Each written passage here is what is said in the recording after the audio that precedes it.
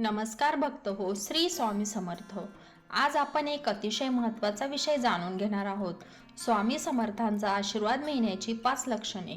प्रत्येक भक्ताच्या मनात हा प्रश्न असतो की स्वामी माझ्यावर प्रसन्न आहेत का, किंवा माझ्या प्रार्थना स्वामींपर्यंत पोहोचतात का?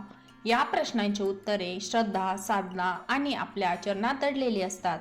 चला ही 5 लक्षणे समजून घेऊया। पहिले लक्षण, मनाला मिळणारी शांतता।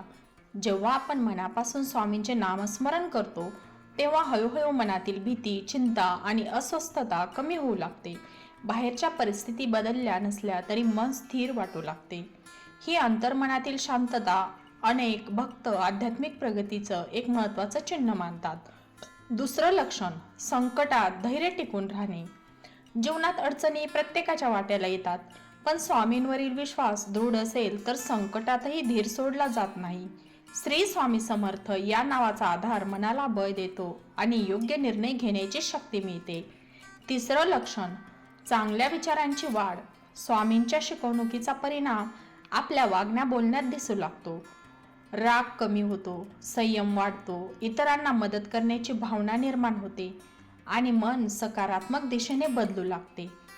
चौथे लक्षण, योग्य मार्ग दिसू लागणे।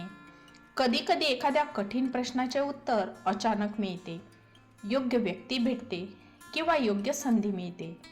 प्रत्येक योगायोगाला चमत्कार म्हणणे योग्य नाही, पण श्रद्धा आणि विवेक यांच्या आधाराने आपण जीवनात योग्य दिशा ओळखू शकतो। पाचवं लक्षण, नामस्मरणाची ओढ वाढणे। जेव्हा मन पुन्हा पुन्हा स्वामींच्या नामाकडे आकर्षित होते, प्रार्थना करावीशी वाटते आणि भक्तीमध्ये आनंद मिळू लागतो, तेव्हा ती आध्यात्मिक प्रवासातील सुंदर पायरी असते। तर प्रिय भक्त हो, लक्षात ठेवा, स्वामी समर्थांचा आशीर्वाद हा केवळ बाह्य यशातच दिसतो असे नाही, तो आपल्या विचारात, स्वभावात, धैर्यात आणि अंतर्मनातील शांततेतही अनुभवता येतो। म्हणून नियमित नामस्मरण करा, चांगले कर्म करा, स्वामींवर विश्वास ठेवा आणि कोणत्याही परिस्थितीत श्रद्धा व विवेक सोडू नका। तर स्वामी भक्त हो, जर हा विचार तुम्हाला आवडला असेल तर कमेंटमध्ये श्री स्वामी समर्थ असे नक्की लिहा आणि अशाच आध्यात्मिक आणि प्रेरणादायी विषयांसाठी आपल्या चॅनलला सबस्क्राईब करा। त्याचबरोबर पुढील व्हिडिओ तुम्हाला कोणत्या विषयावर पाहायला किंवा ऐकायला आवडेल तेही कमेंट करून सांगा। श्री स्वामी समर्थ।